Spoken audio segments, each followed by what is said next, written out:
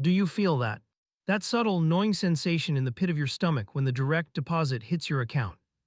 It's a specific kind of anxiety, one that doesn't make sense on paper. You look at the number. $75,000. By every historical metric, by every lecture your parents gave you, by every chart in a high school economics textbook, you have made it. You are statistically a success. You are earning significantly above the global average. You are in the safety zone. So why does it feel like you are one bad month, one unexpected medical bill, or one car repair away from total ruin? Why does a salary that was once synonymous with luxury now feel like a subscription fee just to exist? Welcome to the great economic gaslight of 2026. You aren't crazy and you aren't bad with money. You are just the first generation to play the game after the rules were secretly rewritten. Imagine for a moment that you are sitting at a high-stakes poker table. You have been grinding for years, studying the game, learning the tells, and finally you have accumulated a massive stack of chips. You have $75,000 worth of chips sitting right in front of you. You feel secure. You feel powerful. But what you didn't notice is that while you were focused on the cards, the house quietly changed the value of the chips. The red chip that used to buy a house, now it buys a down payment on a rental application. The blue chip that used to buy a car, now it buys a transmission repair. The stack looks exactly the same as it did 10 years ago. It's the same height. It has the same weight. It shines under the casino lights with the same allure. But the moment you try to cash it out, you realize the truth. The currency has been hollowed out from the inside. This is the phantom wealth of Gen Z. You are holding the shell of a salary. The number $75,000 has become a glitch texture in the simulation of the American dream. It looks real, but it has no collision physics. It passes right through the solid objects you try to grab: homes, stability, retirement, freedom. They are all right there, visible, but your money, despite its volume, lacks the density to interact with them. To understand why this feels like poverty, we have to strip away the illusion of the number itself. We are obsessed with the nominal value, the sticker price on your labor. But nominal value is a liar. We need to talk about purchasing power, which is the only truth in economics. In 2026, earning $75,000 is the functional equivalent of earning $38,000 in the early 2000s. But it's actually worse than that. Because in the early 2000s, $38,000 could still buy you entry into the asset class. It could buy you a starter home in a decent neighborhood. It could buy you a pathway out of the rat race. Today, that same functional purchasing power buys you something entirely different. It buys you the ability to tread water. It doesn't buy you a boat. It just buys you slightly better swimming lessons while the tide rises. This is where the psychological torture sets. You are living in a split reality. Your parents, the boomers and Gen X, look at your bank statement and see a kingdom. They see 75K in their brains trigger a dopamine response associated with wealth, stability, and excess. They ask you why you haven't bought a house yet. They ask why you're stressed. They call it avocado toast or lifestyle creep. They don't understand that the currency they are nostalgic for is dead. They are remembering a game where the difficulty was set to normal, while you've been drop-shipped into a server running on hardcore mode with permadeath enabled. The tragedy isn't that you are poor. The tragedy is that you are working at an elite level of productivity, generating massive value for the economy, hitting numbers that used to guarantee freedom, and in return, you are given a currency that dissolves upon contact with the real world. You are running a marathon at a sprint pace, hitting record times, only to find out the finish line has been moved 5 miles further back while you were running. This isn't just inflation. Inflation is too soft a word. Inflation suggests a balloon expanding. What we are experiencing is currency debasement combined with asset hyperinflation. It is a pincer maneuver designed to trap the high-earning worker in a state of perpetual renting. You are too rich for assistance but too poor for assets. You are in the dead zone. Think about your monthly expenses. Not the fun stuff, not the Netflix subscription or the coffee. I'm talking about the price of survival. Rent that consumes 45% of your net income. Groceries that have doubled in cost since 2020. Insurance premiums that rise seemingly just because the calendar year changed. This is the invisible tax of existence. In the past, you paid for goods. Now you pay for the privilege of access. You don't own the music. You rent it. You don't own the software. You subscribe to it. You will likely never own the roof over your head. You will lease it from a corporation that bought it with printed money before you were born. So when you sit there staring at that $75,000 salary offer or that year-end W-2, and you feel that wave of despair instead of pride, listen to that feeling. It is your survival instinct kicking in. It is your brain doing the math that the economists refuse to admit. It is the realization that the chips on the table are counterfeit and the casino is closing in. The game hasn't just become harder. The game has broken. And you are the one stuck holding the controller. But who exactly broke the controller? And more importantly, who benefits from you thinking that it's simply user error? To find the answer, we have to look away from your bank account and stare directly into the machinery of the system itself. This isn't a glitch. It is a feature. The economy you are struggling to survive in was architected to function exactly this way. It is a machine designed to extract maximum productivity from you while suppressing your ability to accumulate capital. Let's look at the crime scene. The weapon used against you is something economists call financial repression, but let's stick to our casino metaphor. Imagine the casino owners realized that if they just let people play fair, some players might actually win enough to buy their own casinos. They couldn't have that. So they decided to flood the floor with free chips, but only for their friends in the VIP lounge. This is what happened with quantitative easing and the massive money printing of the early 2020s. Trillions of dollars were injected into the system. But that money didn't go into your paycheck. It went into assets. It went into the stock market and real estate. This created a terrifying divergence. The price of assets, the things that make you wealthy, skyrocketed to the moon, riding a wave of printed cash. Meanwhile, the price of your labor, your salary, stayed tethered to the ground, weighed down by corporate stagnation. This is why a house that cost $300,005 years ago now costs $550,000, while the job that pays for it only bumped its offer from $65K to $75K. The bridge between labor and ownership has been bombed.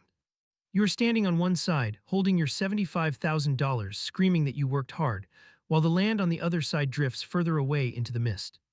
You are trapped in the squeeze. This is the specific hell of the modern middle earner. If you made $25,000, you would qualify for subsidies, aid, and tax breaks. If you made $500,000, you would have access to tax loopholes, offshore accounts, and asset depreciation strategies. But at $75,000, you are the perfect prey. You are rich enough to be taxed at full force, but poor enough to have zero defense against it. You are the engine of the tax system. You carry the weight of the infrastructure on your back, yet you are barred from enjoying the fruits of the society you fund. Think about the subscription life again. It goes deeper than Netflix. You are subscribing to your own education. That $75K salary likely came with a price tag, a degree. You are paying monthly installments on your own brain. That debt is a negative asset. It is a hole in your pocket that ensures that even when you run forward, you are dragging a parachute behind you. Then there is the car market. A used Honda Civic, once the symbol of humble affordability, now costs what a luxury sedan cost a decade ago. Why? Because the currency is broken. And here is the insidious part: the system gaslights you with official inflation numbers. They tell you inflation is 3% or 4%. But look at your grocery receipt. Look at your rent check. Those aren't up 3%. They are up 30%, 50%, sometimes 100% over a few years. They exclude the things you actually need to survive from the core inflation data to keep the panic down. They massage the numbers to keep you working. If they told you the true inflation rate, the rate at which your life is actually getting more expensive, you would put down your tools and riot. So instead, they tell you everything is fine, and if you're struggling, maybe you should just budget better. Ask yourself this right now and be honest. When was the last time you bought something of high quality that you intend to keep for 20 years? Can you even imagine that? Or is everything you buy cheap, disposable, and temporary because that's all you can afford after rent? You are forced to buy the cheaper version that breaks in 2 years, forcing you to buy it again. This is the Boots theory of socioeconomic unfairness on steroids. The wealthy can afford to buy a house that appreciates in value. You can only afford to rent, which is money set on fire.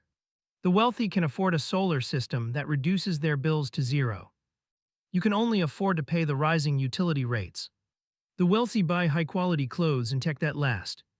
You are forced to buy the cheaper version that breaks in 2 years, forcing you to buy it again. Being middle class in 2026 is expensive. It costs a fortune to be poor.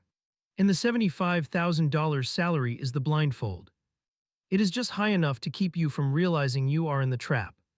It keeps you comfortable enough to show up to work on Monday, but desperate enough that you can never quit.